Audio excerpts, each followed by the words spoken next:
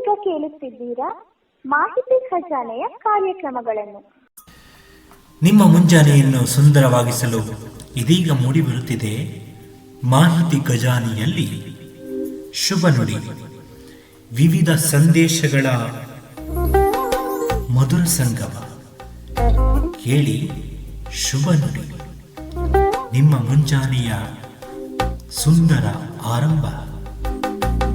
ಕೇಳಿ ಆನಂದಿಸಿ.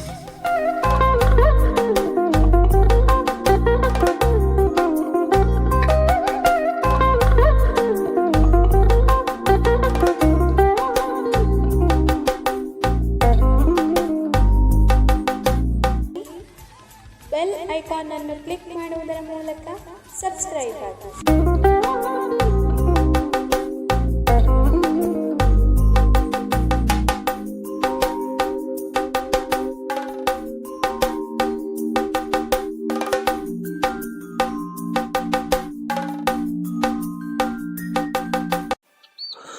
ಬೆಳಗಿನ ಶುಭ ನುಡಿಯೊಂದಿಗೆ ನಿಮ್ಮ ಗೆಳೆಯ ಶರತ್.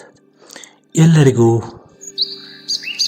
ಬೆಳಗಿನ ಶುಭೋದಯವನ್ನು ಕೋರುತ್ತಾ ಇವತ್ತಿನ ನುಡಿಮುತ್ತನ್ನು ನೋಡುವಂತಹ ಸಮಯ.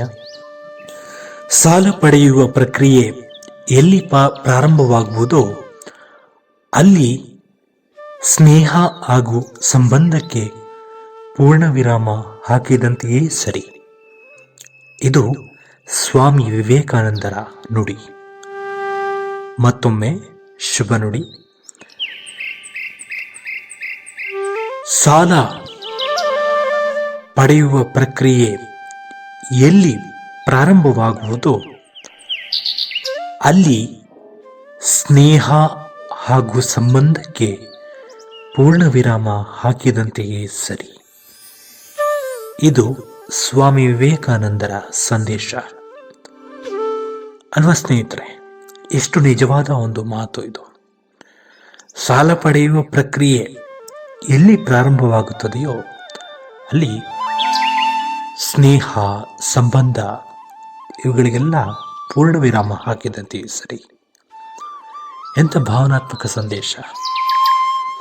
ನಾವು ಒಬ್ಬರಿಂದ ಸಾಲ ಪಡಿತೇವೆ. ಆ ಸಾಲವನ್ನು ಕೊಡೋದನ್ನು ನಾವು ಲೇಟ್ ಮಾಡ್ತೇವೆ, ಅಂದರೆ ವಿಳಂಬವನ್ನು ತಾಳ್ತೇವೆ. ಅವರ ವೈಯಕ್ತಿಕ ಸಮಸ್ಯೆ ಏನೇನಿರುತ್ತೋ ಅದು ಗೊತ್ತಿಲ್ಲ. ಆದರೆ ಒಬ್ಬರ ಸ್ನೇಹ, ಒಬ್ಬರ ಸಂಬಂಧವನ್ನು ಉಳಿಸ್ಕೋಬೇಕು ಅಂದರೆ ಸರಿಯಾದ ಸಮಯಕ್ಕೆ ಸಾಲವನ್ನು ತೀರಿಸಬೇಕಾಗತ್ತೆ. ಇಲ್ಲ ಅಂದರೆ ಮನಸ್ತಾಪಗಳು, ಜಗಳಗಳು ಎಲ್ಲವೂ ಕೂಡ ಪ್ರಾರಂಭ ಆಗುತ್ತೆ. ಹಾಗಾಗಿ ನೀವೇನಾದರೂ ಸಾಲ ಪಡೆಯುವಂಥ ಪ್ರಕ್ರಿಯೆಯನ್ನೆಲ್ಲಾದರೂ ಪ್ರಾರಂಭ ಮಾಡಿದರೆ ಆಯಾ ಸಮಯಕ್ಕೆ ಅದನ್ನು ತಲುಪಿಸ್ಬಿಡಿ.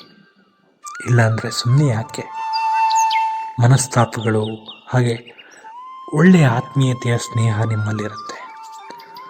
ಕೆಲವೊಂದು ಬಾರಿ ಏನಾಗುತ್ತೆ ಅಂದರೆ ಈ ಒಂದು ಸಾಲ ಪಡೆಯುವ ಪ್ರಕ್ರಿಯೆಗಳು ಆತ್ಮಹತ್ಯೆ ಮಾಡಿಕೊಳ್ಳುವಂಥದ್ದು, ಕೊಲೆ, ಇಲ್ಲಿವರೆಗೂ ಕೂಡ ಕರ್ಕೊಂಡು ಹೋಗುವಂಥ ಸಾಧ್ಯತೆಗಳಿರ್ತವೆ. ಹಾಗಾಗಿ ನೀವು ಎಚ್ಚರಿಕೆಯಿಂದ ಇರೋದು ಬಹಳ ಒಳ್ಳೆಯದು. ಏನಾದರೂ ಬೇಕು ಅಂತ ಅನಿಸಿದ್ರೆ ಕೊಟ್ಟುಬಿಡಿ ನಿಮ್ಮ ಸ್ನೇಹಿತರಿಗೆ. ಆದರೆ ಸಾಲ ಕೊಡುವಂಥ ಪ್ರಕ್ರಿಯೆಯನ್ನು ಮಾತ್ರ ಪ್ರಾರಂಭ ಮಾಡಬೇಡಿ. ಇದರಿಂದ ನಿಮ್ಮ ಮನಸ್ಸಿಗೂ ನೋವು, ಅವ್ರ ಮನಸ್ಸಿಗೂ ನೋವು. ಏನಂತೀರಾ? ನಾನು ಹೇಳಿದ್ದು ಸರಿ ಅಲ್ವಾ? ಹಾಗಾದರೆ ಈ ಸಂಚಿಕೆ ನಿಮಗೆ ಇಷ್ಟ ಆದರೆ ಲೈಕ್ ಮಾಡಿ, ಶೇರ್ ಮಾಡಿ, ಹಾಗೆ ನಿಮ್ಮ ಸ್ನೇಹಿತರೊಂದಿಗೆ ಹಂಚಿಕೊಳ್ಳಿ. ಮತ್ತೆ ಭೇಟಿಯಾಗೋಣ. ನಮಸ್ಕಾರ.